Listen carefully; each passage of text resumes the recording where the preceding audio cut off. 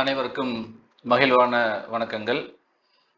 இன்றைய தினம் நாம இந்த எம்பிபிஎஸ் அட்மிஷன் தமிழ்நாடு 2025-26ல எப்படி நடந்துச்சு, அதில் இருக்கக்கூடிய அந்த கட் ஆஃப் மார்க்குகள்லாம் எப்படி பேஸ் பண்ணி கொடுத்துருக்குறாங்க, அதே போல் நம்ம கவர்மெண்ட் மெடிக்கல் காலேஜில் எவ்வளோ சீட்ஸ் இருக்குது, இதை பற்றின ஒரு டீட்டெயிலாக இன்னைக்கு நம்ம பார்க்கலாம். ஃபர்ஸ்ட் ஆஃப் ஆல் எம்பிபிஎஸ் போகணும் அப்படின்னா எல்லாத்துக்குமே தெரியும், கம்பல்சரியாக நீட் அப்படிங்கிறது ரொம்ப ரொம்ப இம்பார்ட்டன்ட். நீட்டை பேஸ் பண்ணி தான் உங்களுக்கு மார்க்கை அலாட் பண்ணி ஆல் ஓவர் இந்தியா கோட்டா, அதே போல் தமிழ்நாடு கோட்டா, ஸ்டேட் கோட்டான்னு சொல்லி பிரித்து கொடுத்துட்டு வராங்க அப்படிங்கிறது எல்லாமே நீங்கள் டீட்டெயிலாக தெரியும்.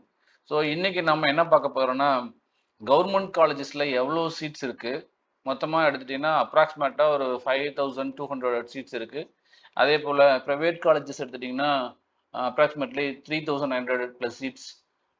Total MBBS seats in around 8,800 plus seats வந்து கவர்மெண்ட் அண்ட் ப்ரைவேட் காலேஜஸ் மட்டும் இருக்கும். நெக்ஸ்ட் தீமன் யூனிவர்சிட்டி 2600 பிளஸ் சீட்டு. டோட்டலாக கால்குலேட் பண்ணிங்கன்னா கிட்டத்தட்ட ஒரு 11,200 சீட்டுக்கு மேலே நம்ம தமிழ்நாட்டில் மட்டுமே இருக்கக்கூடிய எண்ணிக்கையில் மெடிக்கல் சீட்ஸ் இருக்குது. அடுத்தது அட்மிஷன் ப்ராசஸ் அப்படின்னு எடுத்துட்டிங்கன்னா only based on NEET qualification in mandatory.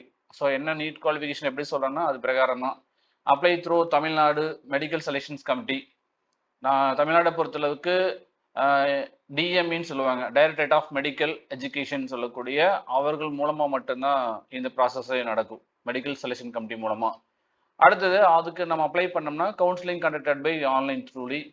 Finally choice filling and allotment process. இதுதான் அட்மிஷன் நடக்கக்கூடிய ப்ராசஸ். ஓகே, அடுத்தது எடுத்துட்டிங்கன்னா லாஸ்ட் இயர் 2025ஆம் ஆண்டு கவர்மெண்ட் மெடிக்கல் காலேஜில் ஜென்ரல் கோட்டாவில் எவ்வளோ சீட்டு நீட்டை பேஸ் பண்ணி ஒதுக்கியிருக்கிறாங்கிற ஒரு டேட்டா அனலைசிஸ். இது நீங்கள் கிளியராக பார்த்தீங்கன்னா தெரியும்.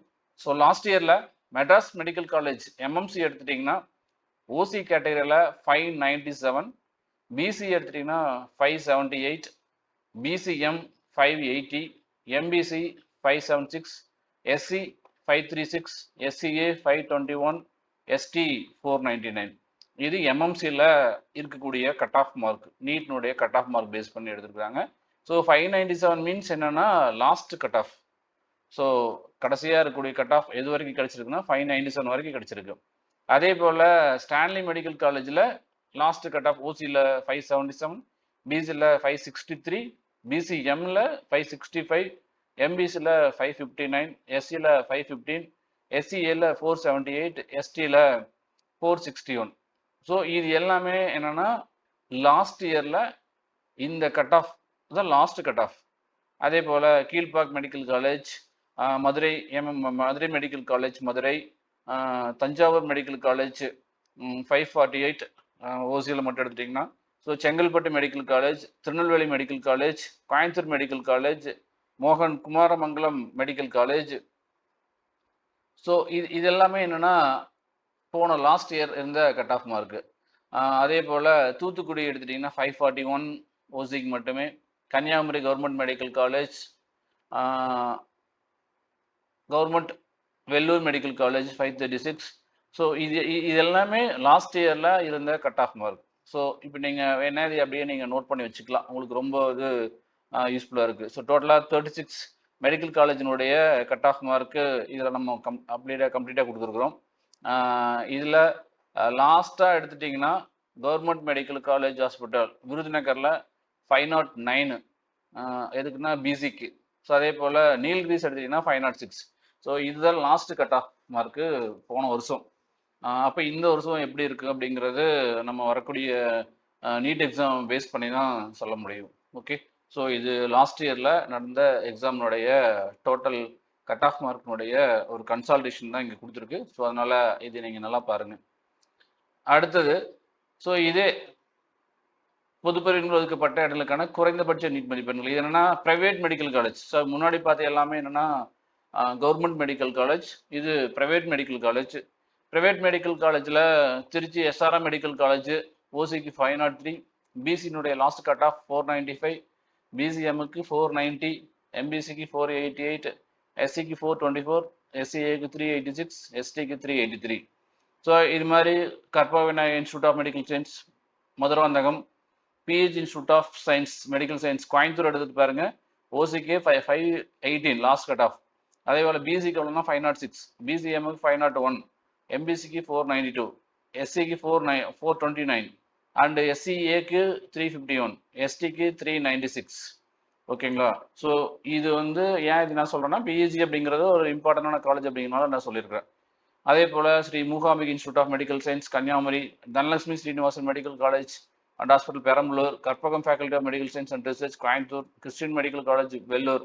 ஸோ சிஎம்சி எடுத்து பாருங்க, வெள்ளூரில் அதனுடைய கட் ஆஃப் மார்க் ரொம்ப அதிகமாக இருக்குது. பிசிக்கு எடுத்துட்டீங்கன்னா 577. ஸோ ப்ரைவேட்லேயே ரொம்ப ஹையஸ்டான ஒரு கட் ஆஃப் மார்க் கூடியதுன்னா சிஎம்சி வெள்ளூர் தான். ஸோ அதில் 571 பிசி எம்முக்கு, எம்பிசிக்கு 539, எஸ்சிக்கு 499, எஸ்சிஏக்கு 483. ஸோ இதே போல் Tagore medical college, Vellammal medical college, இது எல்லாமே. So Sri Muthukumaran medical college Chennai, BC எடுத்தீங்கன்னா 480, எஸ்சிக்கு 474, எம்பிசிக்கு 473, எஸ்சிக்கு 411, எஸ்சிஏக்கு 375. ஸோ இது எல்லாமே என்ன ப்ரைவேட் மெடிக்கல் காலேஜில் இருக்கக்கூடிய last cut off mark, last year கிடைச்சது.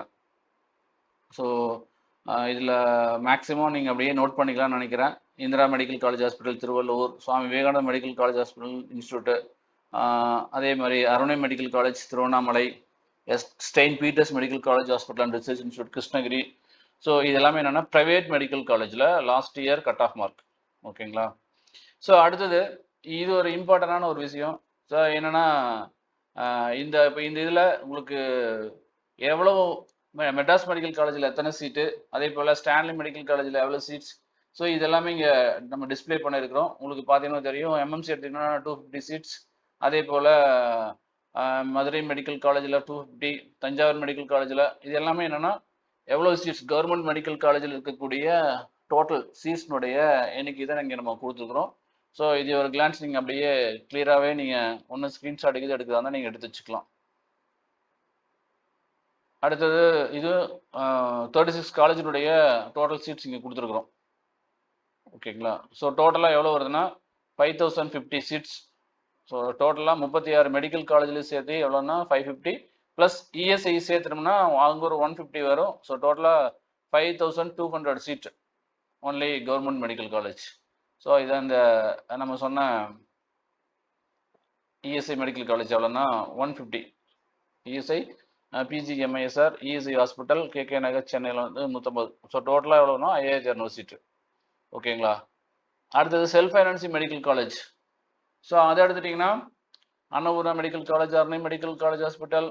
ஸோ இதில் ஒவ்வொன்றையும் கொடுத்துக்கிறாங்க. ஸோ 150, 200, 100, 250.